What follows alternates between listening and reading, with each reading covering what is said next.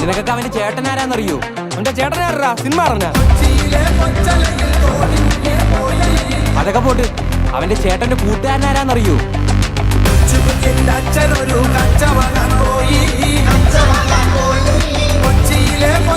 തീർന്നടാ, നീയൊക്കെ തീർന്നു.